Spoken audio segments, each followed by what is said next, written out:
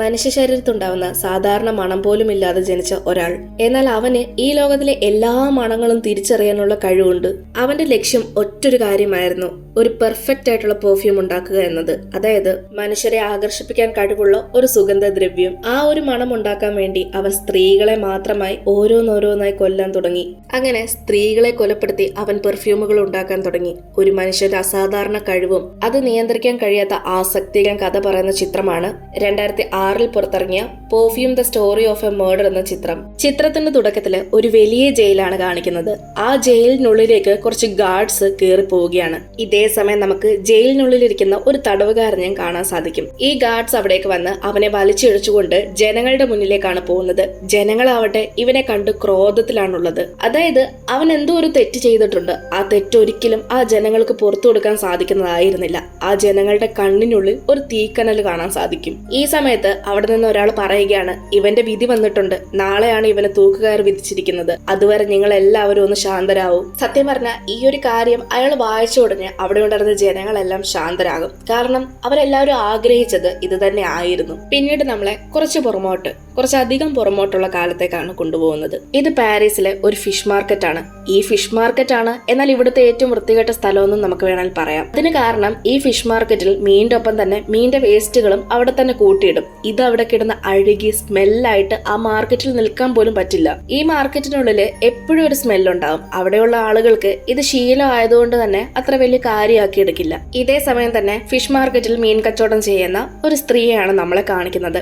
ആ സ്ത്രീയെ മാർക്കറ്റിനുള്ളിൽ വെച്ച് തന്നെ പ്രസവിക്കുകയാണ്. ഇതിനു മുൻപും ഈ സ്ത്രീ ഏകദേശം 6 കുട്ടികൾക്ക് ജന്മം നൽകിയിരുന്നു. എന്നാൽ ആ 6 കുട്ടികളും മരിച്ച നിലയിൽ വന്നതുകൊണ്ട് ഈ കുട്ടി മരിച്ചെന്ന് കരുതി ഈ കുഞ്ഞിനെ അവിടെയുള്ള മീനിന്റെ വേസ്റ്റിന്റെ കൂടെ ഇവരെടുത്ത് കളയുകയാണ്. എന്നാൽ ദുഃഖകരമായ കാര്യമാകട്ടെ ആ കുഞ്ഞിന് ജീവനുണ്ടായിരുന്നു. കുഞ്ഞിന്റെ അമ്മയാവട്ടെ അതിനെ ആ വേസ്റ്റിൽ ഉപേക്ഷിച്ചിട്ട് പോയി. കുറച്ചു സമയം കഴിയുമ്പോൾ ഈ കുഞ്ഞ് അവിടെ കിടന്ന് കരയുകയാണ്. കുഞ്ഞിന്റെ കരച്ചിൽ കേട്ട് അവിടെ ഉണ്ടായിരുന്ന എല്ലാവർക്കും ശ്രദ്ധ കുഞ്ഞിന് നേരെ പോവും. ഇത് കാണുന്ന ജനങ്ങള് ഈ സ്ത്രീ എന്തോ മോശക്കാരിയാണെന്നുള്ള രീതിയിൽ സംസാരിക്കും. കാരണം സ്വന്തം കുഞ്ഞിനെ ഇങ്ങനെ ആരും ഉപേക്ഷിച്ചു പോകില്ലല്ലോ, അതുകൊണ്ടാണ് അങ്ങനെ സംസാരം ഉണ്ടാവുന്നത്. പിന്നീട് അവളെ അറസ്റ്റ് ചെയ്യാനുള്ള തീരുമാനം വരും. ശരിക്കും ആ കുഞ്ഞാണ് ഇപ്പൊ ഒരു കുറ്റവാളിയായിട്ട് സിനിമയുടെ തുടക്കത്തിൽ തന്നെ നമ്മൾ കണ്ടത്. ഇവന്റെ പേരാണ് ജീന്. ഇവന് 2 പ്രത്യേകതകളാണ് ഉള്ളത്. അതിലൊന്നാണ് ഇവന്റെ മൂക്ക്. ഇവനെ ഏത് ദൂരം വരെ എത്ര ദൂരം നിന്നാലും ഒരു സുഗന്ധത്തിനെ മണത്തറിയാനുള്ള ശക്തിയുണ്ട്. സാധാരണ സ്മെല്ല് ചെയ്ത് നോക്കുക എന്നൊരു ശക്തിയല്ല, പകരം ആ മണത്തിന് പിന്തുടർന്ന് പോകാനുള്ള കഴിവ് വരെ ഉണ്ട്. രണ്ടാമത്തെ പ്രത്യേകത എന്ന് പറയുമ്പോൾ ഇവനെ ആരെങ്കിലും തന്നിൽ നിന്ന് അകറ്റി നിർത്താൻ ശ്രമിക്കുകയാണെങ്കിൽ അവര് എങ്ങനെയെങ്കിലും മരിച്ചിരിക്കും. അന്ന് ആ ഒരു സംഭവത്തിന് ശേഷം അവന്റെ അമ്മയെ എല്ലാവരും കൂടി ചേർന്ന് തൂക്കുകയറിന് വിധിക്കുകയാണ് ചെയ്തത്. ചെറുപ്പത്തിലെ തന്നെ തന്റെ കൊച്ചിലെ തന്നെ അച്ഛനും അമ്മയും ഇല്ലാതെയാണ് പിന്നീട് ജീൻ വളർന്നത്. ചെറുപ്പത്തിൽ തന്നെ എല്ലാവരും നഷ്ടപ്പെട്ട ജീനെ പിന്നീട് ഒരു അനാഥാശ്രമമാണ് എടുത്തു വളർത്തിയത്. എന്നാൽ അവിടെയും ജീന് നല്ല അനുഭവങ്ങളായിരുന്നില്ല ഉണ്ടായിരുന്നത്. ജീൻ ഇപ്പോ ഒരു ചെറിയ കുട്ടിയാണ്. വളർന്നു വരുമ്പോ അവിടെയുള്ള മറ്റു കുട്ടികളുടെ സ്ഥാനം മാറുവോ അല്ലെങ്കിൽ പിടിച്ചു പറ്റുമോ എന്ന് കരുതിയിട്ട് അവിടെ ഉണ്ടായിരുന്ന കുറച്ച് കുട്ടികൾ ചേർന്ന് ജീനെ കൊല്ലാൻ ശ്രമിക്കുകയാണ്. എന്നാൽ തക്ക സമയത്താണ് ആശ്രമം നയിക്കുന്ന ആൾ അവിടേക്ക് വന്ന് ആ കുട്ടികൾക്കെല്ലാം 4 പെട വെച്ച് കൊടുക്കുന്നത്. പതിയെ സമയം കടന്നുപോയി. ഇപ്പൊ ജീന് 5 വയസ്സാണുള്ളത്. പക്ഷെ ഈ 5 വയസ്സായിട്ടും അവന് സംസാരിക്കാനുള്ള ശേഷിയില്ല. ശരിക്കും ജീനിന് സംസാരശേഷി ഇല്ല എന്നുള്ളതാണ്. എന്നാൽ അത് അവന്റെ ഒരു കുറവായിരുന്നില്ല. കാരണം സംസാരിക്കില്ലെങ്കിലും അവന്റെ മൂക്ക് ഉപയോഗിച്ച് അവൻ എന്ത് കാര്യവും മണത്തറിയാനും മണത്ത് കണ്ടുപിടിക്കാനും ഒക്കെയുള്ള ഒരു കഴിവുണ്ട്. അങ്ങനെ വീണ്ടും വർഷങ്ങൾ കടന്നുപോയി. ഇപ്പൊ ജീന് 13 വയസ്സാണുള്ളത്. പിന്നീട് ജീനിന്റെ 13ാം വയസ്സില് ആ ഒരു ആശ്രമത്തിലെ സ്ത്രീയെ അവനെ വിൽക്കുകയാണ്. മൃഗങ്ങളെ ഉപയോഗിച്ച് ലെതർ ഉണ്ടാക്കുന്ന ഒരാളുടെ കയ്യിലേക്കാണ് ജീനിനെ ആ സ്ത്രീ വിൽക്കുന്നത്. ഈ സമയത്ത് നമുക്ക് കാണാൻ സാധിക്കും ആ സ്ത്രീയെ കുറച്ച് ആളുകൾ വന്ന് കൊല്ലുന്നത്. നേരത്തെ പറഞ്ഞതുപോലെ തന്നെ ജീനിനെ ആരൊഴിവാക്കാൻ ശ്രമിച്ചാലും അവരെല്ലാം അവസാനം മരിക്കുകയാണ് ചെയ്യുന്നത്. ജീനിന്റെ 13 വയസ്സ് വരെയുള്ള ജീവിത രീതിയിൽ നിന്ന് വേറൊരു ലോകത്തേക്കാണ് ഇപ്പൊ ജീൻ എത്തിയിരിക്കുന്നത്. അവിടെ വന്ന് അവൻ മൃഗങ്ങളുടെ തോലിൽ നിന്ന് ലെതർ ഉണ്ടാക്കുന്നു. അങ്ങനെ കുറെ വർഷം ജീന് അയാളുടെ ഒപ്പം പണിയെടുക്കും. ഇങ്ങനെ ഒരു ദിവസമാണ് പാരീസിലെ തന്നെ മറ്റൊരു മാർക്കറ്റിലേക്ക് അവരുടെ കൂട്ടർ ജീനിനെ കൊണ്ട് പോകുന്നത്. സാധാരണ എപ്പോഴും ഫിഷ് മാർക്കറ്റും മൃഗങ്ങളുടെ തോലും ഇതൊക്കെ കണ്ട ജീനിന് മറ്റൊരു മാർക്കറ്റിൽ പോയപ്പോൾ കണ്ടപ്പോൾ അത് വലിയ അത്ഭുതമായിരുന്നു. ആ ഒരു മാർക്കറ്റിനുള്ളിൽ തന്നെ സുഗന്ധം കൊണ്ട് നിറഞ്ഞിരിക്കുകയാണ്. കാരണം അവിടെ കുറേയധികം പെർഫ്യൂം ഷോപ്സ് ഉണ്ടായിരുന്നു. കാണാനും നല്ല വൃത്തിയുള്ള സ്ഥലം, ആളുകളൊക്കെ വൃത്തിയുള്ള വേഷവുമാണ് ധരിച്ചിരിക്കുന്നത്. ഈ സമയത്ത് ജീന് അവിടെ ഉണ്ടായിരുന്ന ഒരു പെർഫ്യൂം ഷോപ്പിലേക്ക് തന്നെ നോക്കി നിൽക്കുകയാണ്. ജീന് ഇതൊരു പുതിയ അനുഭവമായിരുന്നു. പുതിയ മണം, പുതിയ ആളുകൾ. പക്ഷെ ഇതിങ്ങനെ കണ്ടുകൊണ്ടിരിക്കുന്ന സമയത്താണ് മറ്റൊരു മണം അവന്റെ മൂക്കിലേക്ക് വരുന്നത്. അത് എന്താണെന്ന് നോക്കി അവൻ പിന്നാലെ പോകും. അവസാനം ജീൻ എത്തിപ്പെടുന്നത് ഒരു സുന്ദരിയായ പെൺകുട്ടിയുടെ അടുത്തേക്കാണ്. അവള് പഴങ്ങൾ പിച്ചിക്കൊണ്ട് പോവുകയായിരുന്നു. ജീൻ തന്റെ പുറകെ വരുന്ന കണ്ട ആ പെൺകുട്ടി അയാൾക്ക് വിശന്നിട്ടാണെന്ന് കരുതി തന്റെ കയ്യിലുണ്ടായിരുന്ന 2 പഴങ്ങൾ ജീന്റെ കയ്യിലേക്ക് കൊടുക്കും. പക്ഷെ ജീൻ ആവട്ടെ അവളുടെ കയ്യിലുണ്ടായിരുന്ന പഴങ്ങൾ വാങ്ങാതെ അവളുടെ കയ്യിൽ പിടിച്ച് മണത്ത് നോക്കുന്നു. സ്വാഭാവികമായിട്ട് ഇത് കാണുന്ന ആ പെൺകുട്ടി അവിടെ നിന്ന് പേടിച്ചു പോവുകയാണ്. പക്ഷെ ജീന് പിന്നെ അവളുടെ പുറകിൽ പോകും. അവൾ തിരിഞ്ഞു നോക്കുന്ന സമയത്ത് തന്റെ പുറകിൽ അതേ വ്യക്തി നിൽക്കുന്നു. ജീനിനെ കണ്ട അവളാണെങ്കിൽ നിലവിളിക്കാൻ തുടങ്ങും. ഇത് കാണുന്ന ജീന് അവളുടെ വാ പൊത്തിപ്പിടിക്കും. മറുവശത്ത് അതേ പരിസരത്തിലൂടെ തന്നെ കുറെ ആളുകൾ നടന്നു പോകുന്നുണ്ട്. അവരൊന്നും കാണാതെയും കേൾക്കാതെ ഇരിക്കാൻ വേണ്ടിയിട്ടാണ് അവൻ വാ പൊത്തിപ്പിടിച്ചത്. എന്നാൽ കുറച്ചു കഴിഞ്ഞപ്പോൾ അവളുടെ ശ്വാസം നിലയ്ക്കുകയാണ്. അവനിത് അറിഞ്ഞുകൊണ്ടായിരുന്നില്ല ചെയ്തത്. എങ്കിലും അവൻ എന്തോ ഒരു കുറ്റബോധം തോന്നും. ശ്വാസം നിലച്ചതോടുകൂടി തന്നെ അവളുടെ ശരീരത്തിൽ നിന്ന് വന്നുകൊണ്ടിരുന്ന ആ ഒരു സുഗന്ധവും പോവുകയാണ്. അടുത്ത ദിവസം ജീനിനാണേല് കുറച്ച് ലെതറുകൾ ഡെലിവറി ചെയ്യാനുണ്ടായിരുന്നു. ജീൻ അവിടേക്ക് പോകുന്ന സമയത്ത് ജീൻ അവിടെ കുറേ അധികം പെർഫ്യൂംസ് കാണും. പെർഫ്യൂംസ് ഒക്കെ ഉണ്ടാക്കി വിൽക്കുന്ന ഒരു വ്യാപാരിയുടെ അടുത്തേക്കായിരുന്നു അവൻ പോയിരുന്നത്. അദ്ദേഹത്തിന് ഇപ്പോൾ പെർഫ്യൂംസ് ഒന്നും പഴയതുപോലെ വിറ്റ് പോകുന്നില്ല. ഒരു കാലത്ത് അദ്ദേഹത്തിന്റെ പെർഫ്യൂംസിന് ഇഷ്ടം പോലെ മാർക്കറ്റിംഗ് ഉണ്ടായിരുന്നു. പക്ഷെ പലയിടത്തുനിന്ന് പല ആളുകൾ ഇപ്പോൾ അവിടെ വന്ന് പെർഫ്യൂം വിൽക്കുന്നുണ്ട്. അതിനാൽ തന്നെ ഇദ്ദേഹത്തിന്റെ പെർഫ്യൂംസിനൊക്കെ ഡിമാൻഡ് കുറഞ്ഞു തുടങ്ങി. ഇപ്പൊ ഇദ്ദേഹത്തിന്റെ സ്ഥിരം പരിപാടി എന്തെന്നാല് മാർക്കറ്റിൽ ഇറങ്ങുന്ന ഓരോ പെർഫ്യൂം പോലെയുള്ള മറ്റൊരു പെർഫ്യൂം ഉണ്ടാക്കുക. അതായത് കോപ്പി അടിച്ച് തന്നെ ഉണ്ടാക്കുക എന്ന് വേണമെങ്കിൽ പറയാം. പക്ഷെ എന്നിട്ട് പോലും കച്ചവടങ്ങൾ നല്ലപോലെ നടക്കുന്നുണ്ടായിരുന്നില്ല. ഇത് കാണുന്ന ജീനാണേല് അത്ഭുതം തോന്നിയിരുന്നു. കാരണം നേരത്തെ പറഞ്ഞതുപോലെ ഇതെല്ലാം അവന് പുതുമയുള്ള ഒരു കാര്യമാണ്. അവിടെ നിൽക്കുമ്പോൾ അവൻ എന്തോ സ്വർഗത്തിൽ നിൽക്കുന്നത് പോലെയാണ് തോന്നിയത്. അദ്ദേഹത്തിന്റെ അവസ്ഥ മനസ്സിലാക്കിയ ജീനാണേല് അദ്ദേഹത്തിന് വേണ്ടി ഒരു പെർഫ്യൂം ഉണ്ടാക്കി കൊടുക്കുകയാണ്. അവിടെ ഉണ്ടായിരുന്ന നോട്ട്സ് ഒക്കെ ഉപയോഗിച്ചാണ് ഇവൻ ഇത് ഉണ്ടാക്കുന്നത്. എന്നിട്ട് ഇയാൾ വന്ന് അത് സ്മെല്ല് ചെയ്ത് നോക്കുന്ന സമയത്ത് വളരെയധികം അയാൾക്ക് ഇഷ്ടപ്പെടും. കാരണം ഒരു ലക്ഷറി പെർഫ്യൂമിന്റെ മണമായിരുന്നു അത് ഉണ്ടായിരുന്നത്. ഈ സമയത്ത് ജീൻ പറയുന്നുണ്ട്, എന്നെയും കൊണ്ട് ഇതുപോലെ ഇനിയും ഉണ്ടാക്കാനും പറ്റും, ഇതിനേക്കാൾ ഇനിയും മെച്ചപ്പെടുത്തി ഉണ്ടാക്കാൻ പറ്റുമെന്ന്. ഇവിടെ ഒരു കാര്യം കൂടി നമ്മൾ ശ്രദ്ധിക്കണം. ജീൻ ഇവിടെ സംസാരിക്കുന്നുണ്ട്. അതായത് ജീൻ ഒരു പ്രായം കഴിഞ്ഞതോടൊപ്പം തന്നെ സംസാരിക്കാനുള്ള ആ ഒരു ശേഷിയുമുണ്ട്. ജീന് ആ ഒരു പെർഫ്യൂം ഓണറിന് വേണ്ടിയിട്ട് അദ്ദേഹത്തിന്റെ ഗേൾ ഫ്രണ്ടിന് മണമുള്ള ഒരു പെർഫ്യൂമും ഉണ്ടാക്കി കൊടുക്കും. അതായത് ഓരോ മനുഷ്യനും ഓരോ മണം ഉണ്ടെന്ന് പറയില്ലേ, അതുപോലത്തെ ഒരു പെർഫ്യൂം ഉണ്ടാക്കി കൊടുക്കും. എന്തായാലും ഇതൊക്കെ കേൾക്കുന്ന ആ പെർഫ്യൂം ഓണർ ജീനെ വിലയ്ക്ക് വാങ്ങാമെന്ന് തീരുമാനിക്കും. അങ്ങനെ ആ ഒരു പെർഫ്യൂമിന്റെ ഓണർ ലെതറുകാരന്റെ അടുത്തേക്ക് വരികയാണ്. അതായത് ആദ്യം ലെതറുകാരനായിരുന്നല്ലോ ജീനെ വാങ്ങിയത്, അയാളുടെ അടുത്തേക്ക് വരികയാണ്. ശേഷം ജീനെ വിലയ്ക്ക് വാങ്ങും. എന്നാൽ ഈ ലെതറുകാരൻ ജീനെ വിറ്റതിന് ശേഷം മരിക്കുകയാണ്. നേരത്തെ നമ്മൾ പറഞ്ഞതുപോലെ തന്നെ ജീനെ ആരെല്ലാം ഉപേക്ഷിക്കുന്നോ അവരെല്ലാം അവസാനം മരിക്കും. ഇപ്പൊ ജീന് പെർഫ്യൂംസ് ഒക്കെ വിൽക്കുന്ന ആ ഒരു വ്യാപാരിയുടെ അടുത്താണുള്ളത്. അയാൾ ജീന് താൻ എങ്ങനെയാണ് പെർഫ്യൂംസ് ഉണ്ടാക്കുന്നത്, ഇതിന് നോട്ട്സും കാര്യങ്ങളും ഒക്കെ പറഞ്ഞു കൊടുക്കും. ഇപ്പൊ ജീൻ കാരണം അയാളെ വീണ്ടും മാർക്കറ്റിലേക്ക് പുതിയൊരു ഇടം പിടിച്ചുകൊണ്ടിരിക്കുകയാണ്. ആളുകൾക്കൊക്കെ അയാളുടെ പെർഫ്യൂംസ് വളരെയധികം ഇഷ്ടമാണ്. ഇങ്ങനെയിരിക്കും ഒരു ദിവസം ജീനോട് അയാൾ പറയുകയാണ്, ലോകത്ത് മൊത്തത്തിൽ 12 തരത്തിലുള്ള മണങ്ങളാണ് ഉള്ളത്. അതും പലതരത്തിലുള്ള മണങ്ങൾ, മനുഷ്യരെ കൊണ്ട് തിരിച്ചറിയാൻ പറ്റുന്ന മണങ്ങൾ തന്നെയാണ് ഇവ. എന്നാൽ ഈ 12 പെർഫ്യൂംസിനേക്കാൾ അല്ലെങ്കിൽ 12 മണങ്ങളെക്കാൾ ഒന്ന് കൂടുതൽ എന്ന് പറയുമ്പോൾ 13ാമത് ആരാണ് ഉണ്ടാക്കുന്നത്, ആ ഒരു മണമായിരിക്കും ലോകത്തിലെ തന്നെ ഏറ്റവും നല്ലൊരു സുഗന്ധം. ഇത് കേൾക്കുന്ന ജീൻ പറയുന്നുണ്ട്, എന്നെ കൊണ്ട് ആ 13ാമത്തെ മണം ഉണ്ടാക്കാൻ സാധിക്കുമെന്ന്. അങ്ങനെ അവർ രണ്ടുപേരും കൂടി ചേർന്ന് ഇപ്പൊ കുറേ അധികം പെർഫ്യൂംസ് വിറ്റ് കഴിഞ്ഞു. പക്ഷെ എങ്കിൽ പോലും ജീന് അയാൾ ഉണ്ടാക്കുന്ന പെർഫ്യൂമില് ഒട്ടും സാറ്റിസ്ഫാക്ഷൻ ഉണ്ടായിരുന്നില്ല. ജീൻ ഓൾറെഡി തന്നെ 13ാമതൊരു മണം താൻ ഉണ്ടാക്കുമെന്ന് പറഞ്ഞു. പക്ഷെ ഇദ്ദേഹം ഉണ്ടാക്കുന്ന പെർഫ്യൂംസിൽ എവിടെയെങ്കിലും എന്തെങ്കിലും ഒരു പാളിച്ച പറ്റിയാണ് 13ാമതൊരു നോട്ട് ജീൻ ഉണ്ടാക്കാൻ പറ്റാതെ വരുന്നത്. അങ്ങനെ തനിക്ക് ആ പെർഫ്യൂം ഉണ്ടാക്കാൻ പറ്റുന്നില്ലല്ലോ എന്ന് ആലോചിച്ച് ജീൻ അസുഖം വരികയാണ്. ഇത് കാണുന്ന വ്യാപാരിക്ക് വളരെയധികം വിഷമവും ടെൻഷനും കയറും. കാരണം ഇവൻ കാരണമാണ് ഇപ്പൊ അദ്ദേഹത്തിന്റെ പെർഫ്യൂംസ് ഒക്കെ നല്ലപോലെ വിറ്റ് പോകുന്നത്. ഇവൻ എന്തെങ്കിലും പറ്റിക്കഴിഞ്ഞാൽ താൻ വീണ്ടും ആ ഒരു പഴയ അവസ്ഥയിലേക്ക് തന്നെ എത്തും. അതായത് മാർക്കറ്റിൽ തന്റെ പെർഫ്യൂംസിനൊന്നും ഒരിടവും ഇല്ലാതെയായി പോവും.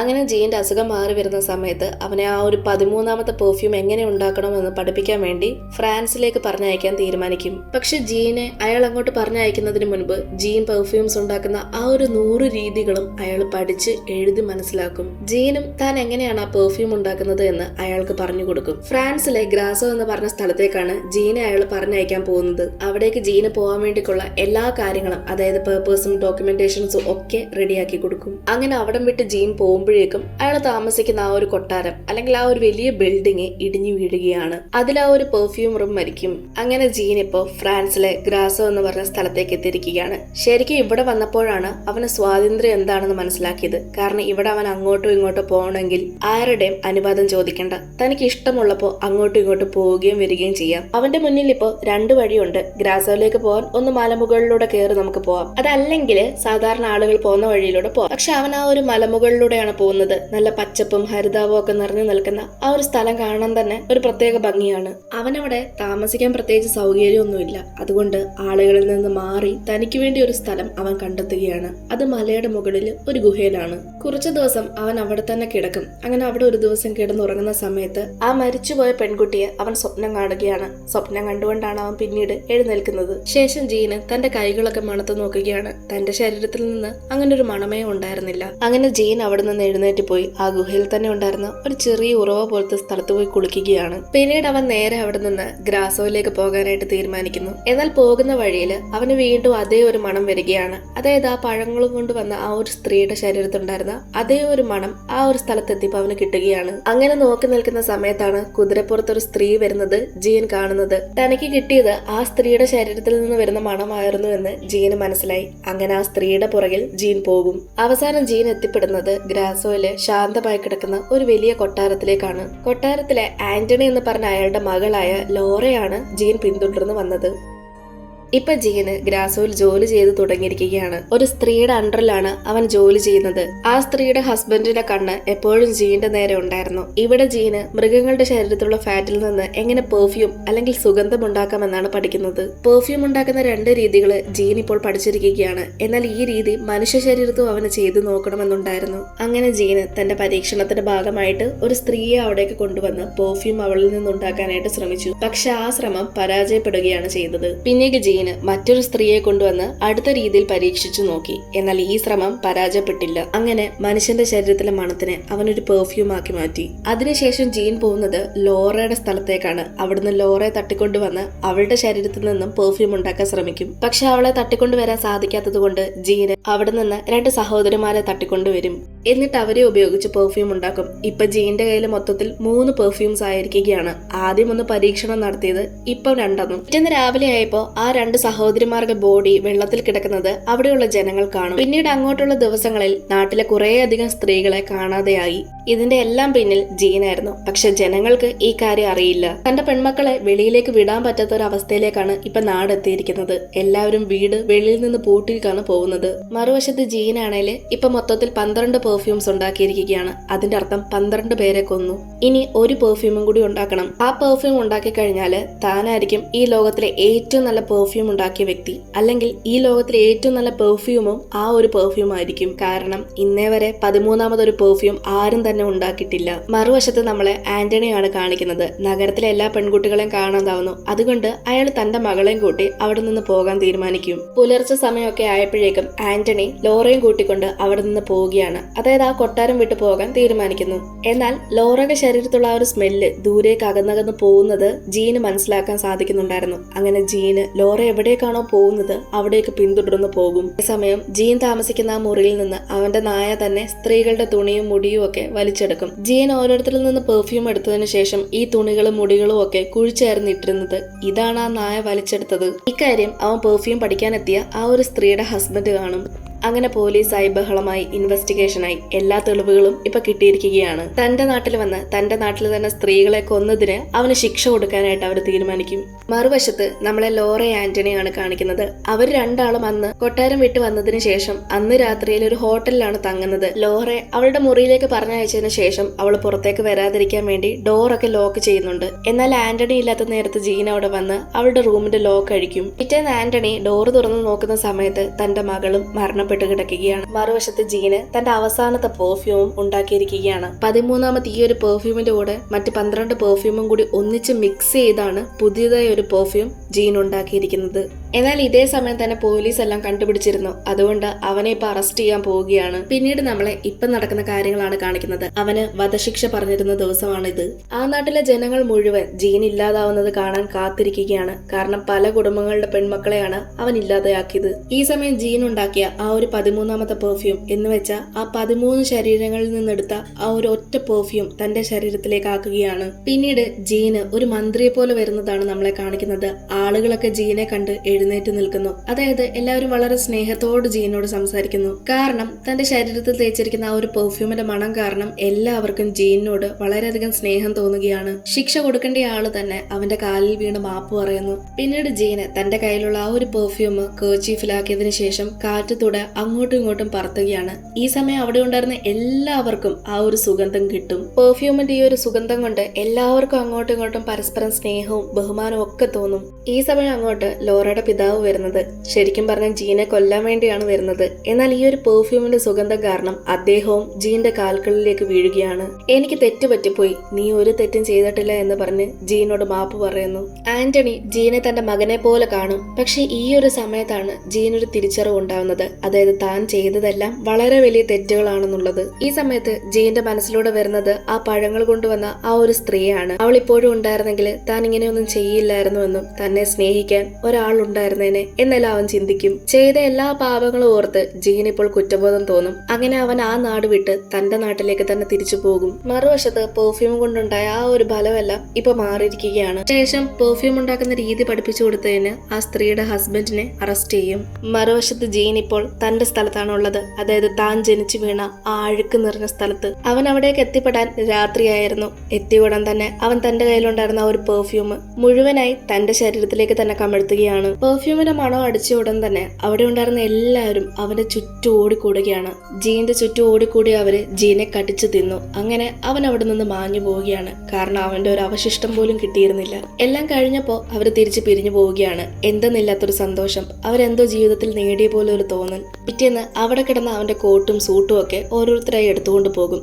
ആകെ അവശേഷിക്കുന്നത് ഇപ്പോ ആ ഒരു ബോട്ടിൽ മാത്രമാണ്, പെർഫ്യൂമിന്റെ ഒരു തുള്ളിയും. ആ സീൻ അങ്ങനെ തന്നെ കാണിച്ചുകൊണ്ടാണ് ഈ ഒരു മൂവി തീരുന്നത്. നിങ്ങൾക്ക് മൂവിയെ പറ്റി എന്തെങ്കിലും സംശയങ്ങളോ അഭിപ്രായങ്ങളോ ഉണ്ടെങ്കിൽ അത് തീർച്ചയായിട്ടും കമന്റുകളായി രേഖപ്പെടുത്തുക. ഇനി മറ്റൊരു വീഡിയോ ആയിട്ട് നമുക്ക് വീണ്ടും കാണാം.